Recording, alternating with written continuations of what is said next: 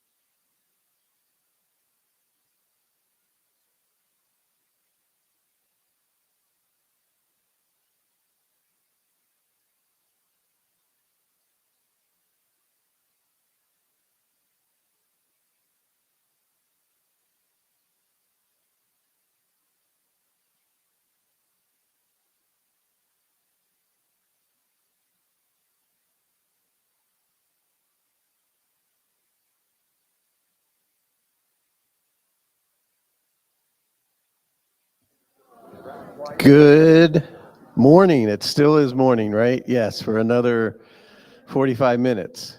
And if you'll find a seat, we'll soon get started. Just to give you some preliminaries. Welcome. This is, we're into October. Can you believe it's October 1st? It's crazy that it's October 1st. And we're excited to be together. On your table, there is a listing of all the activities for October.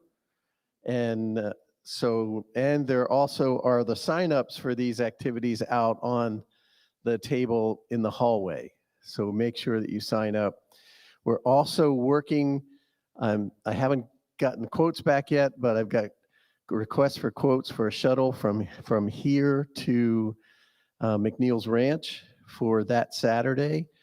So if you don't want to drive out there, you can sign up for the shuttle, come here, and it will be similar to what we used to go to lunch last week. Or was that 2 weeks ago?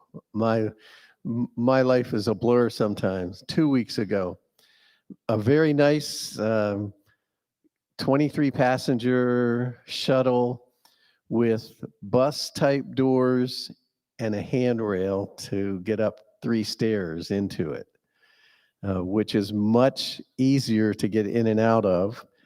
And hopefully we won't have any incidents, but you never know. You never know. So we're hoping, my goal is to make sure that everybody's safe. And I don't want to have any more falls on my watch. And they're just, most of the time when it happens, they're like way out of my reach. So let's watch out for each other as we're walking around and going from place to place. None of us are getting any younger. So, and welcome. I know there are folks that are taking advantage of the live stream. I talked to Carrie Davison yesterday, and she said, thank you for doing the live stream. It's working wonderfully. And she said she could hear and see.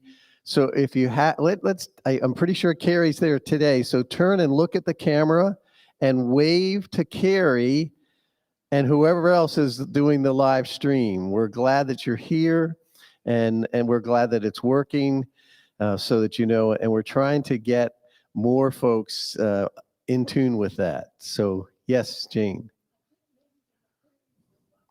McCleary's? Okay, great. Well, how about if we sing happy birthday to Dick? Harold?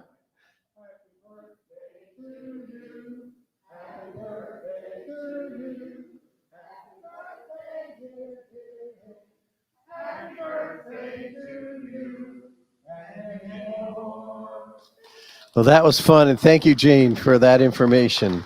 So we can stay connected even though we're not on Zoom.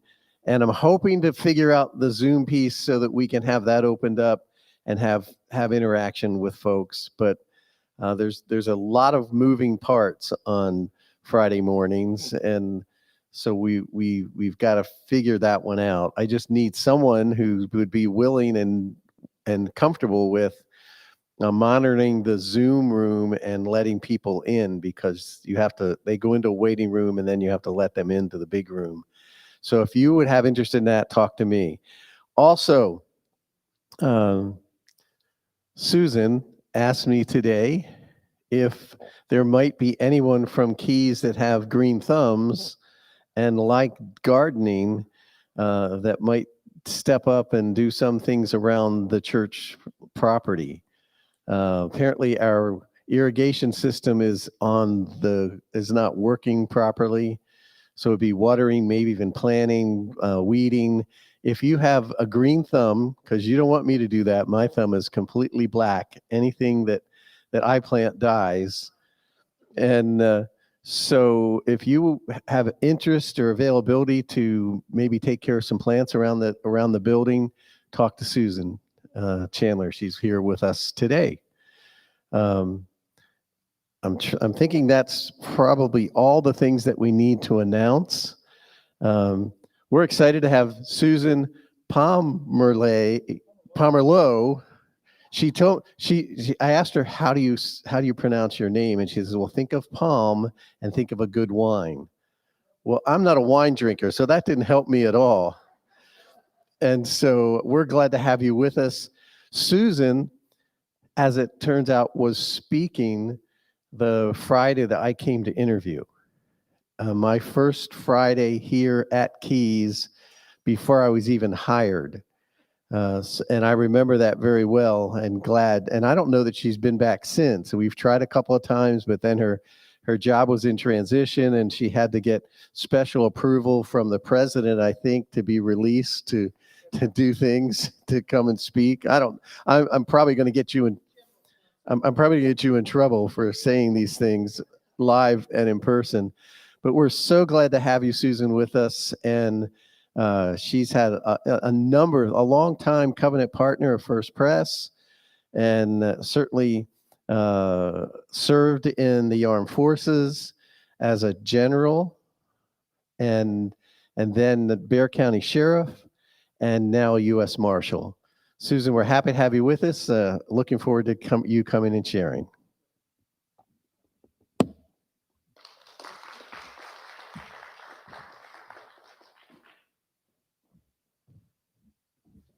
Well, I'm delighted to be here. Can everybody hear me? And this is just for notes, because I don't have any, and I probably don't need that. So, well, let me tell you, I was probably in the Bexar County Sheriff's uniform when you came through.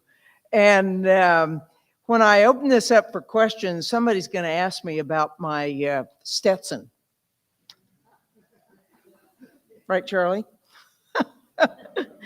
And but I want to tell you about what I do, but what the U.S. Marshals do. And you know, when you look at the Department of Justice, there are 4 federal law enforcement agencies that are part of that. Everybody knows about the FBI. Everybody knows about DEA, the Drug Enforcement Agency. And most people know about ATF, arms, let's see, alcohol, tobacco, and firearms. And they've added something to that more recently. And then the U.S. Marshal Service. We are the oldest law enforcement agency in the United States. And I'll tell you a little bit more about that. Next slide. So I'm going to talk about the U.S. Marshal Service overall, what our 5 key mission areas are. And then I want to talk about the Western District of Texas, because we are one of 94 federal judicial districts. So, you know, when there's a U.S. attorney, they are appointed for a specific federal judicial district, as are federal judges and federal magistrates, and also the United States Marshal. Those 94 U.S. Marshals and the director of the Marshal Service are presidential appointees. The Marshals are appointed for a term of 4 years. So that's why I'm still in the job. And I've been in this job for about 3 years and have another year to go. And who knows, maybe I'll get to stay longer. And then I want to talk about what we do in terms of keeping our community safe. It's not just about protecting the federal judiciary system, but also about keeping our neighborhoods safe, our communities, our nations safe, and enforcing the laws of the United States. And then I want to talk about some things that we've done recently. I would also say watch the news Monday night. I'll be on. And I don't do a whole lot of press conferences, but this one warranted making, calling attention to some great things that we and our partners, our local and state and other federal agency partners, have achieved recently. Next slide. So now we're going to see I'm going to show you a 7-minute video, and it's narrated by none other than an honorary U.S. Marshal, John Walsh.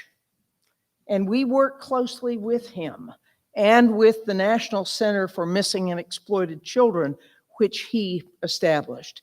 So it'll give you a pretty wide overview of the Marshal Service, and then I'm going to come back and talk a little bit more. Okay, let's run it.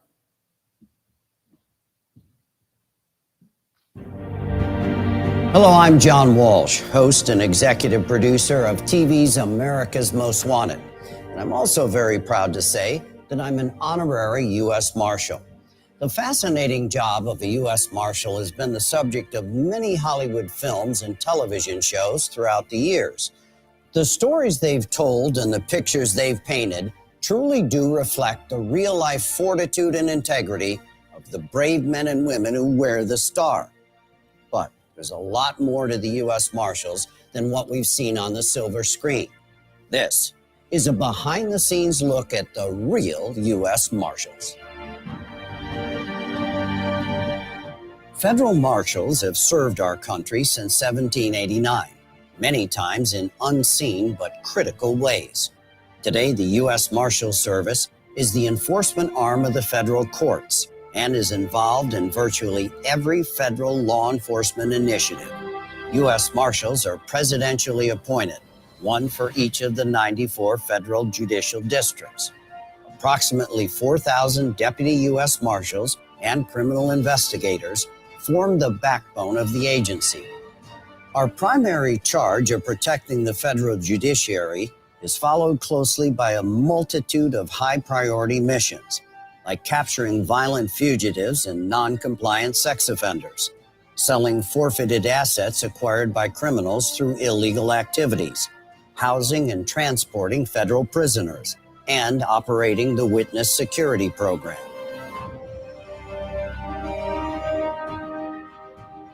Since day one, the U.S. Marshals have upheld the responsibility of protecting the federal judicial process. More than 400 courts operate peacefully day in and day out under the Marshals' vigilant watch. Deputy Marshals and their court security officers are present during proceedings and provide protection for federal judges, jurors, court officials, prisoners, and the visiting public. In a typical year, the Marshals assess, mitigate, and deter more than 1,300 threats and inappropriate communications against the judiciary. U.S. Marshals apprehend more federal fugitives than any other law enforcement agency. Our deputies arrest more than 330 fugitives a day, totaling an average of 123,000 fugitives caught in a year. A major factor for this is the Marshals' unique ability to combine the efforts of federal, state, and local law enforcement to create task forces specially designed to track down these wanted criminals. In conjunction with the National Center for Missing and Exploited Children, which I helped found in 1984, the U.S. Marshals also play a very key role in the investigation and apprehension of dangerous and non-compliant sex offenders.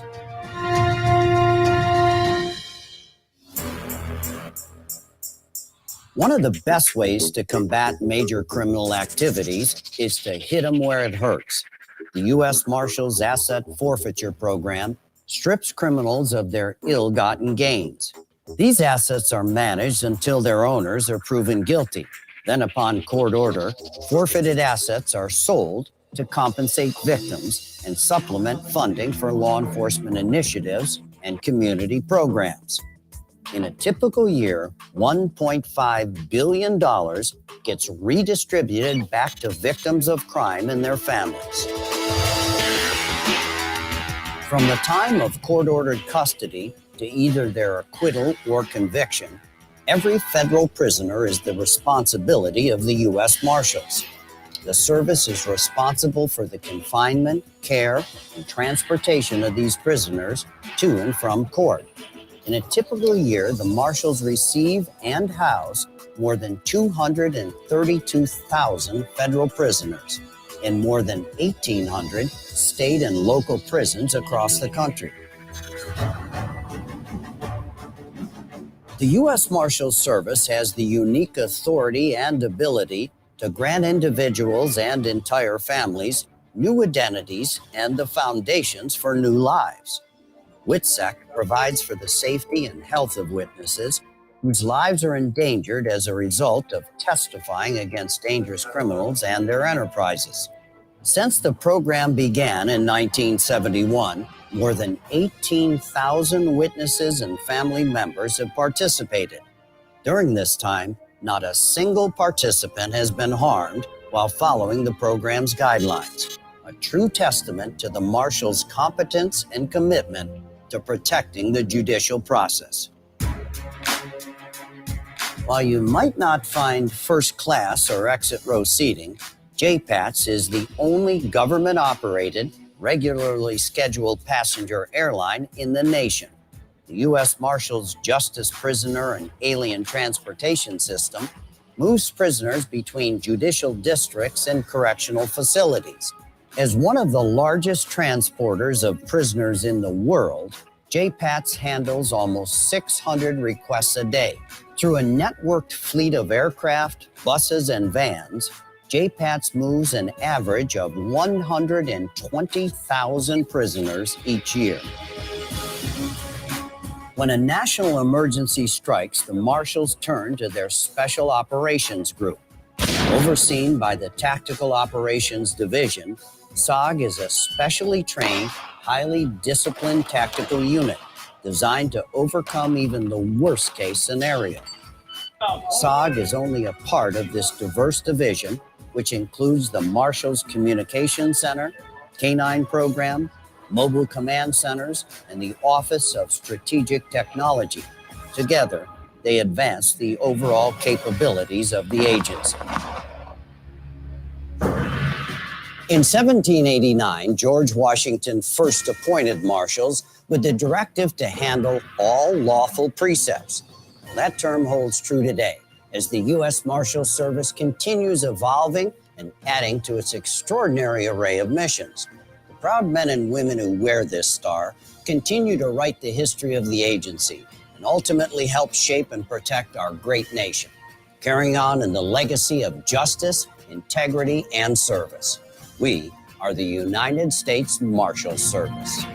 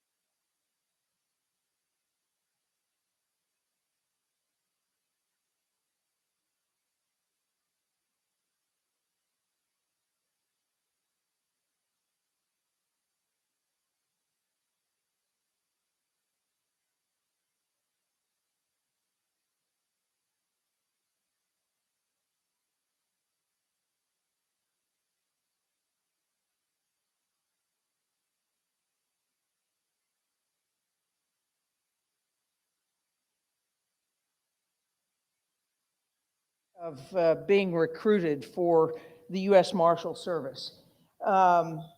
It takes about a 2-year application process. So, you know, we've got people who really want to be a part of this agency. And then once they are accepted and they're assigned to a particular academy class, that is almost a 4-month rigorous training period. And I can tell you, we've had individuals that we had, you know, just such high hopes for, and they get to the last practical exercise on use of force, and they don't qualify. And that's it. and they don't graduate. And I've got one young lady right now, it happened to her, and she is so motivated, she's going to reapply and go through that whole thing over and over again. And so these are people who really want to be a part of this organization. And those are the kind of individuals that we need to make sure that we can do the job that we're charged with. Next slide. So the Western District of Texas, I said, is one of 94 federal judicial districts. And there used to be just the District of Texas, and then they divided it up in two, and then not long after that into 4 districts. There's at least one federal judicial district per state. But in big states like Texas, we have more. We have 4. So there's north, south, east, and west. And we are, as you can see, geographically, we're the second largest district in all of the 94, second only to the District of Alaska.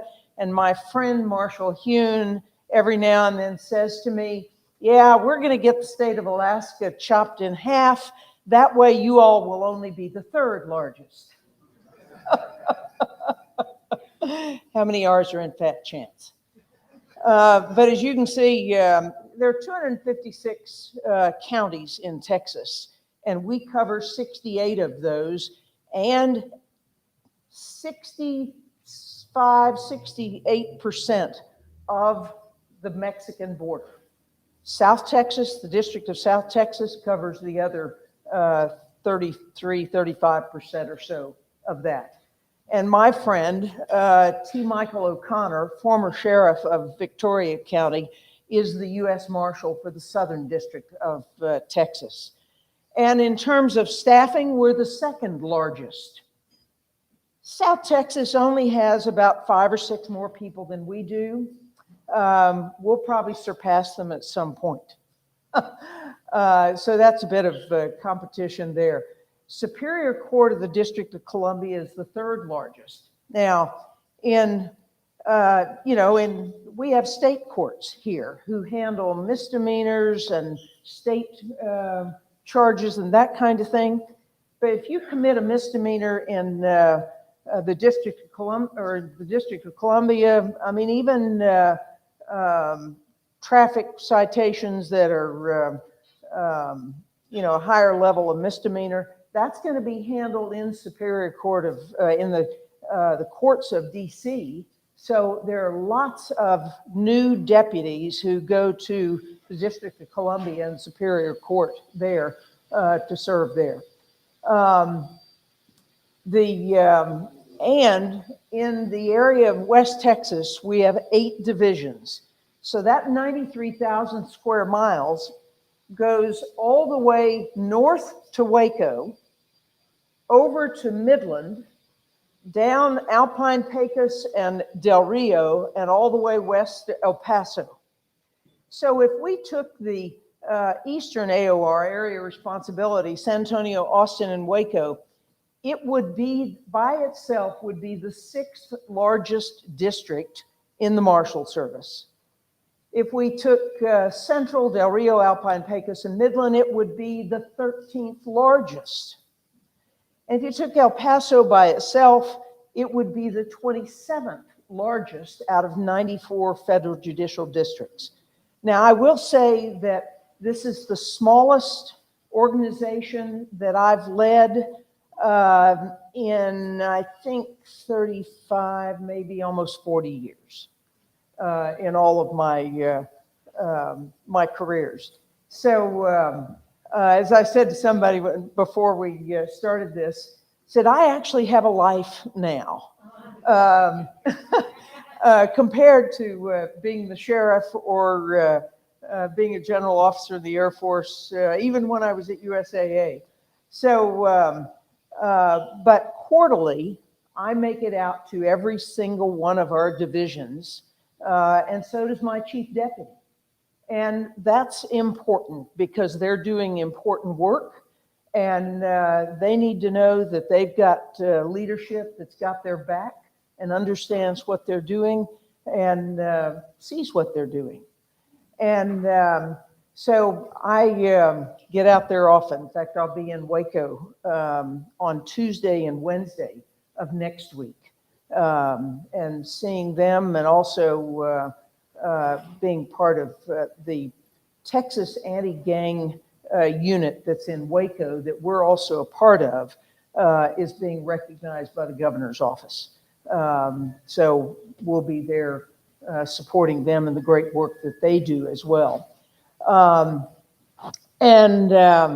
So the 5 mission areas that John Walsh talked about: judicial security, that's court operations, and then also prisoner operations, because we've got to get them to court. We've got to make sure that their stay in a federal, either in a county jail that we contract with, or in a private facility. Is this okay, or am I getting feedback? Okay. Or it could be a private facility that a county contracts with for purposes of detention of federal prisoners. Or it could be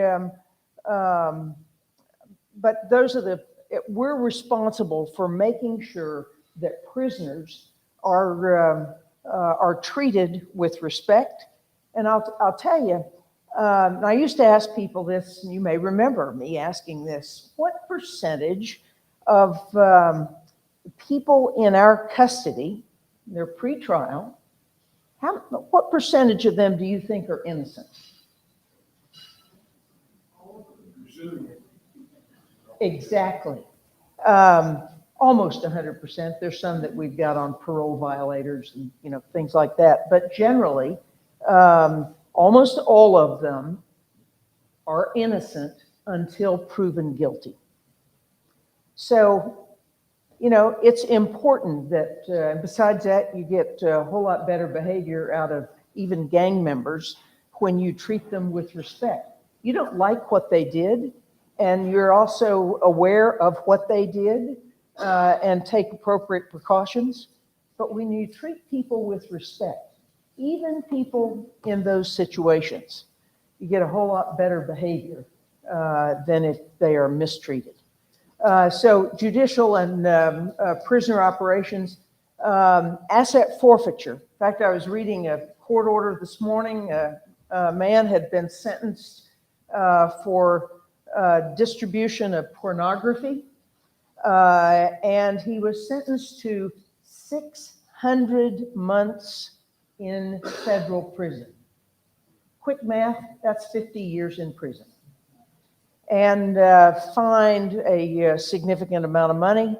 And so the process had gotten to the point where we are being directed to take into our custody the assets that he has, some real property. And that will be used to pay for his fine. And it was well over $100,000. And so we work that with the U.S. Attorney's Office and make sure that we've got all of the appropriate documentation. And if someone's not convicted, that doesn't mean that we get to keep that. But we've got to go through all of those proper channels to make sure that we are working with the U.S. Attorney and following appropriate federal laws. Witness security, really interesting program. As you saw, it's been in being since 1971. The man who really created the witness security program was a longtime career attorney in the Department of Justice in Washington, D.C. His name was Gerald Schur. And as I was getting ready to move into this job a little over 3 years ago, I decided, I really need to read the modern history of the U.S. Marshal Service. And as I'm reading about probably the first chapter in there, I ran across there's a book called WITSEC, And it's a book about the witness security program and how it was created and all that kind of thing. And the author is a man by the name of Pete Early, with input from Gerald Schur. Anybody recognize the name Pete Early? You know, obviously we know Doug and Barbie Beach and how involved they are with NAMI. Pete Early was the guy who wrote the book Crazy, A Father's Journey Through the Madness of the Mental Health System. And if you want a book that you can't put down, read Witsec. Very interesting. So witness security, and then fugitive apprehension. And I'll talk a little bit more about that when we get to it because we've got some more information. Next slide. So judicial security. You can see the number of federal judges here in West Texas. We have responsibility for about close to 40 district and magistrate judges. And of course, federal district judges are appointed for life. And that's very important. And our job is to make sure they're secure and that any threats against them are investigated. And sometimes those people may be regular, you know, they're not incarcerated. Now we have those who write from prison and we know where they're going to be for a while. But also it may be our assistant U.S. attorneys who have prosecuted a particular case. So we make sure that our judges and our court family are protected. Next slide. Prisoner operations. So you can see the numbers that we receive.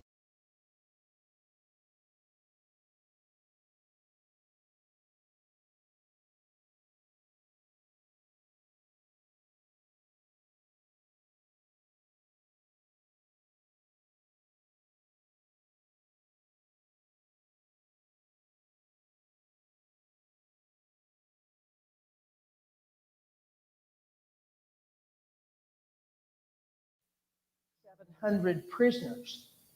That's more than I had in the Bexar County Jail, but not many more. And they're located at 28 different facilities across this district.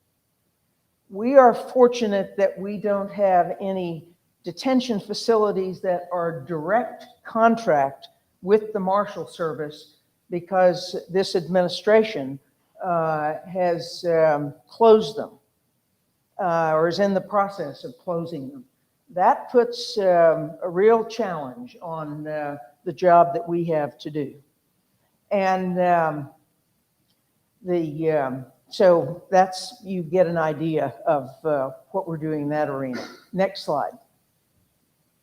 So I talked about asset forfeiture, over $1 billion that we redistribute back to victims of crime.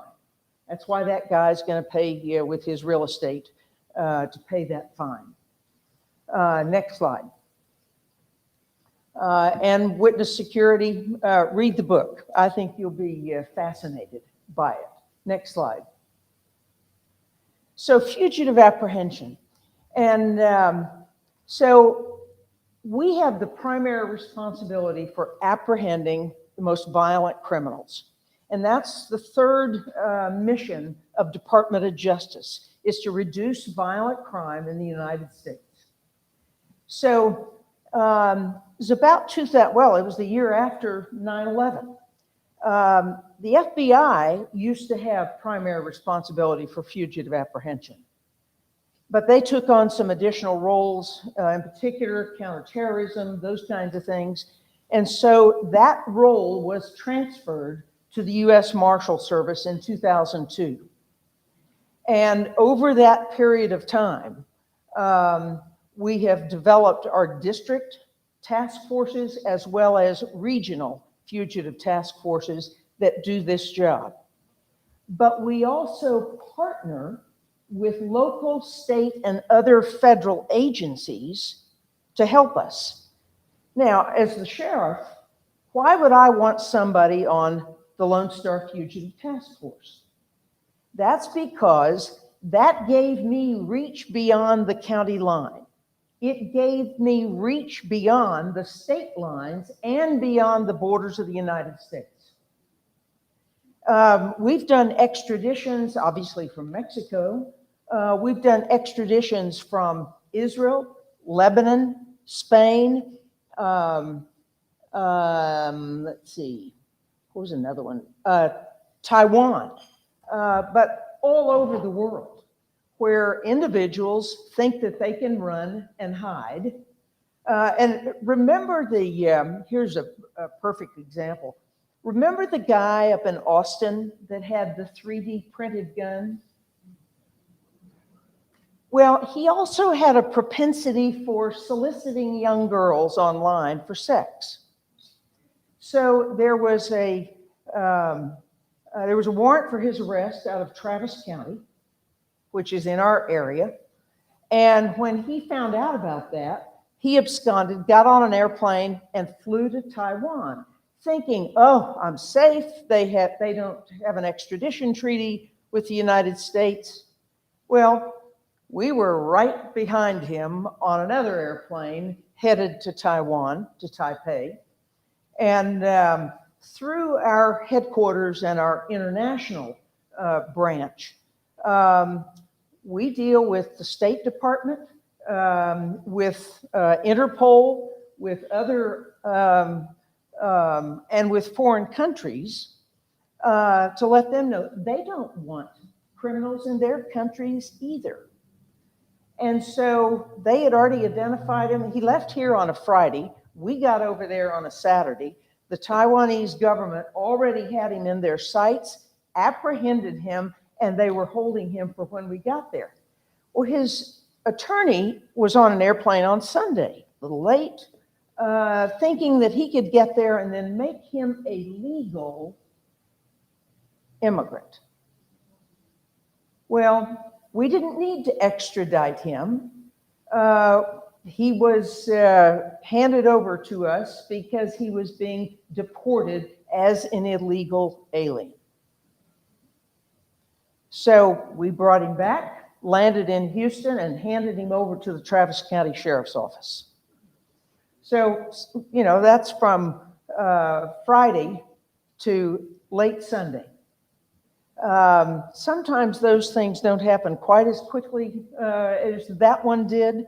But also, I mean, I hadn't been in the job long, and I was in El Paso, and we got word that we had an individual who 22 years before had been convicted of continuous sexual assault of a child. Why on earth he was out on bond before he was sentenced, I will never know. But he absconded, went to Mexico, and we put his face up on TV and said, we're looking for this guy, and we got tips. And so that night, when I was there, he was brought across the international bridge and handed over into our custody. And so we work very closely with, we have Mexican immigration liaisons, our U.S. Marshals, and work very closely with the government of Mexico and their immigration service to bring fugitives back. And that happens on a at least monthly, usually lots of times a weekly basis. So we're very focused on doing just that kind of thing to keep our community safe and to bring criminals to justice. So when, you know, our role in terms of enforcing the rule of law, there are all kinds of ways that we get that data.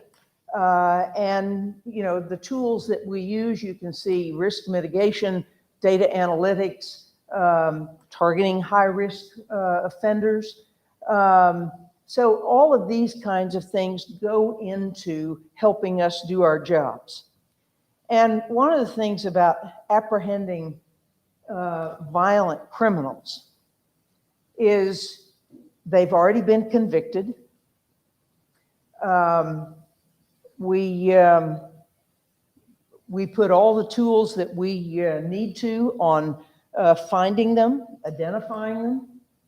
But we don't just go in and say, hey, come with us. We want to show overwhelming force.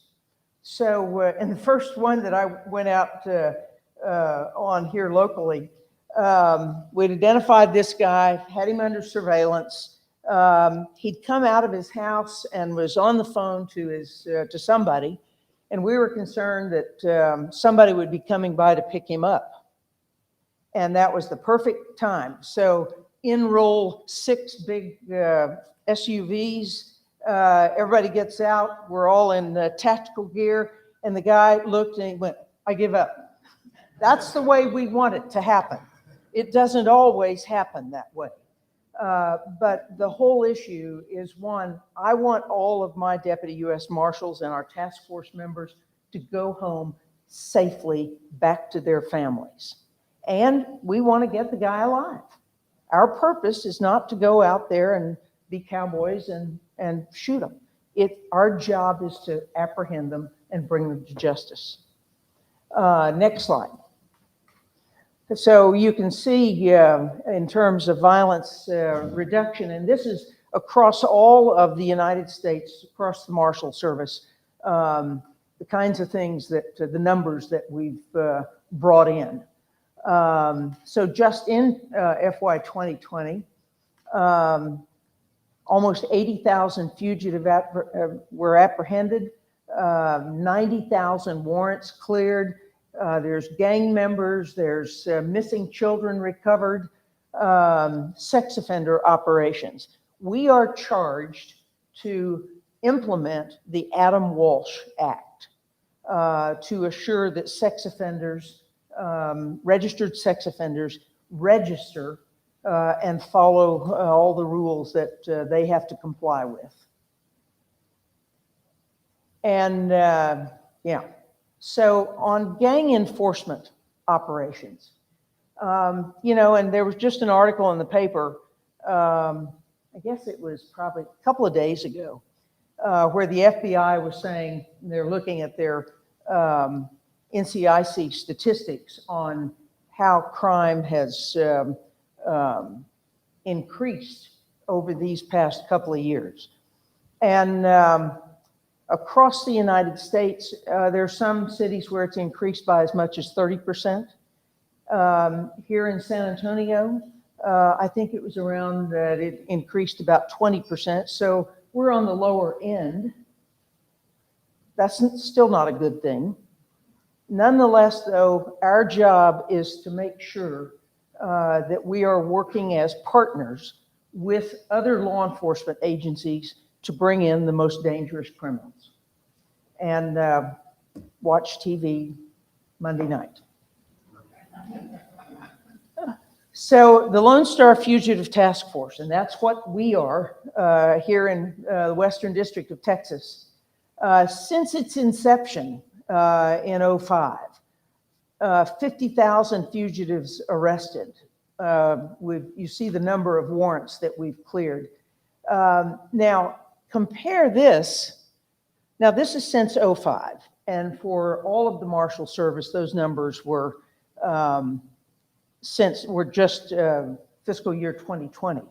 But still, you see these kinds of numbers from the Western District of Texas. And as you can see, we've got 3 federal agencies, we've got state and local agencies. So here, the Bexar County Sheriff's Office, the Bexar County District Attorney's Office. We've got the Texas Department of Criminal Justice and their Office of the Inspector General. And we've got ICE and their removal operations, as well as, let's see, who else do we have? But we've got probably close to, across the district, close to 60 to 70 partners of local, state, and other federal agencies Texas Department of Public Safety is part of our task force in almost every one of our offices. So we work closely with them as well. So you can see the numbers that we have. Next slide.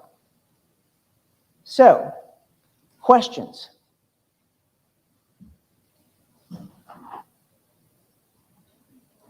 Nancy? Custody of convicted felon. Does West Texas take custody of convicted felons from other parts of the country who are going to be housed here in Texas? They didn't commit the crime here, but No. no. If they've been prosecuted and convicted in another federal judicial district, then the Bureau of Prisons, because it's a federal, they've been convicted of a federal crime. They then would be remanded or they'd be transferred to the Bureau of Prisons. Now, some individuals from, based on what what their custody level is, the kind of crime they committed, and where prisons are or facilities are that are designated for certain custody levels or it's like in Colorado, that's the supermax, where they keep the most dangerous criminals. So I suspect there are probably people here in West Texas in Bureau of Prisons facilities, not ours, because we may have them post-conviction, but only until such time as they can be transferred to the Bureau of Prisons.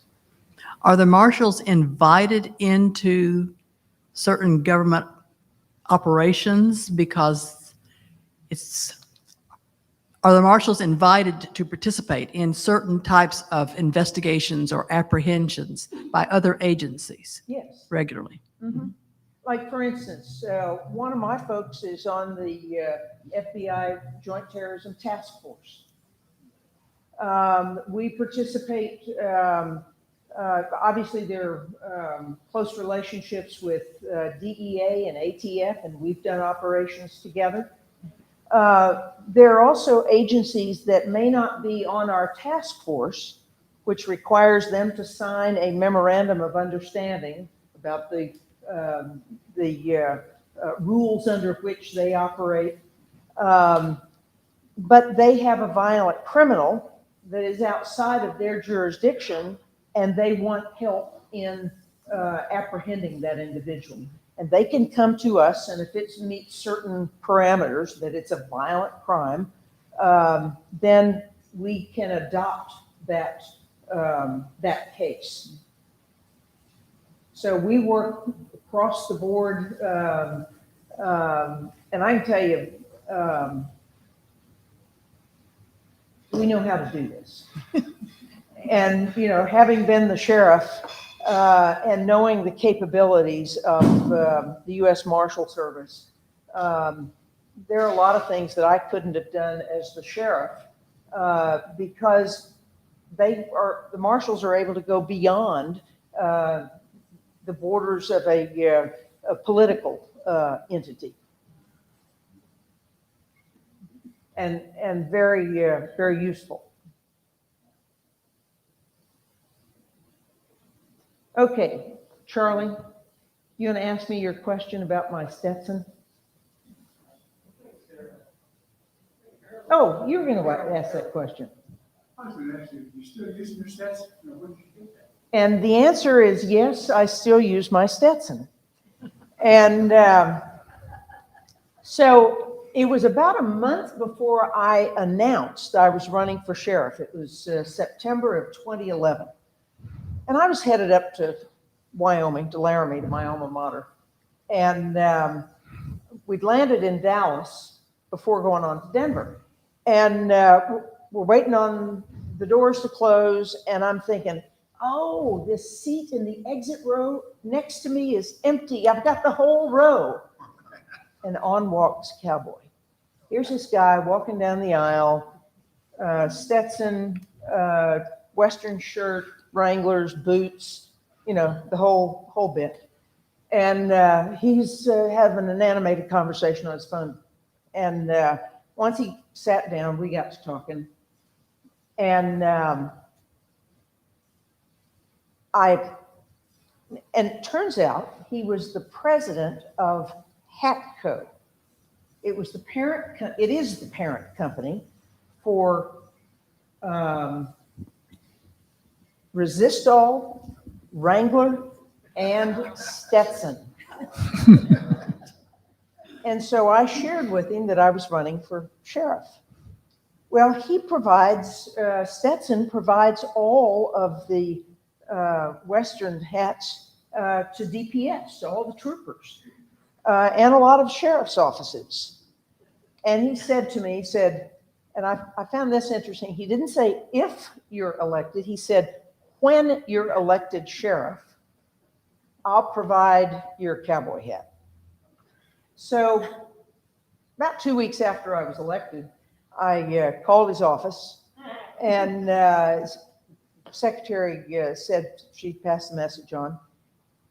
5 minutes, I had a phone call back. And I said, this is Susan Pamerleau. Do you remember? Of course I remember you. I followed your campaign all the way through. Congratulations. And all I need for you to do is send me your hat size, and I'll send you a silver belly and a black hat. And I said, oh, wait. Sheriffs are the good guys. We don't wear black hats.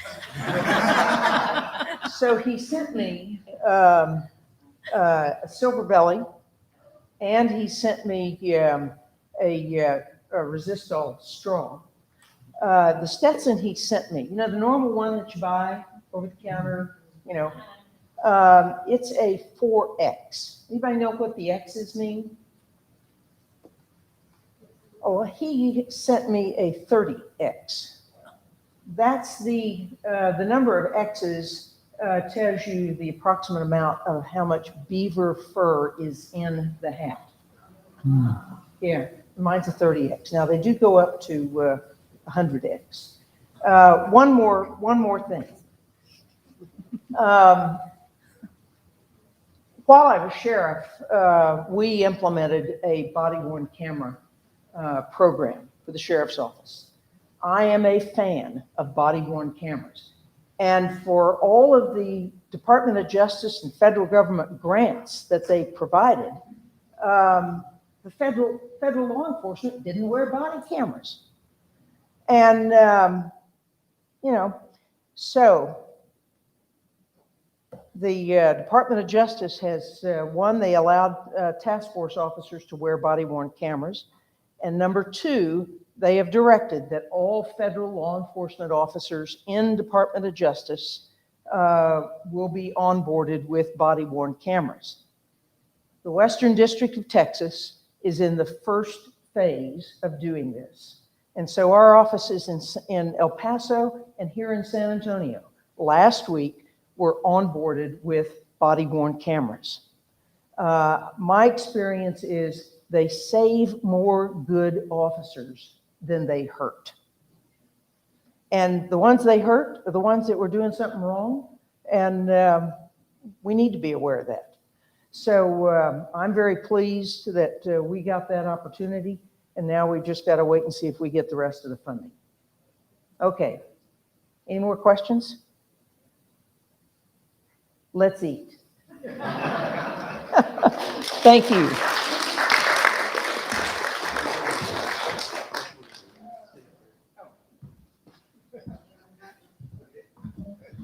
I'm going out on a limb to think that you don't have this book. I don't know. You don't know. Well, when you check your library and find out you do have it, I'll figure something else for you. My second choice was every U.S. Marshal needs a medal. Ooh.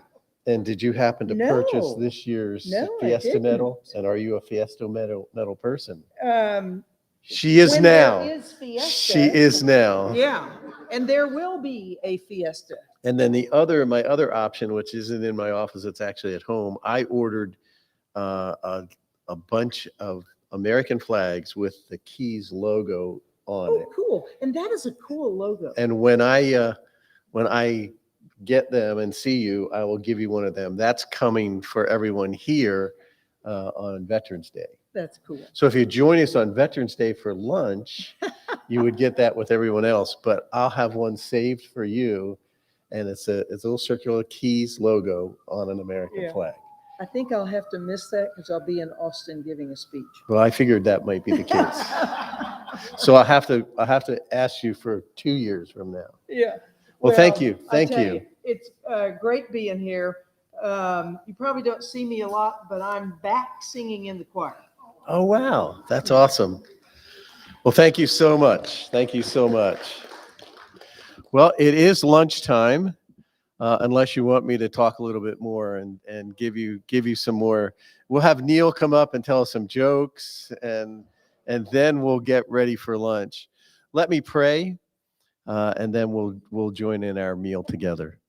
Father, thank you for the opportunity we have to gather. Thank you for these in-person gatherings, but thank you too for the number of folks that are joining us live stream, and thank you that we have the capability of doing that, and just go before us as we maneuver through the changing and fluid aspects of COVID.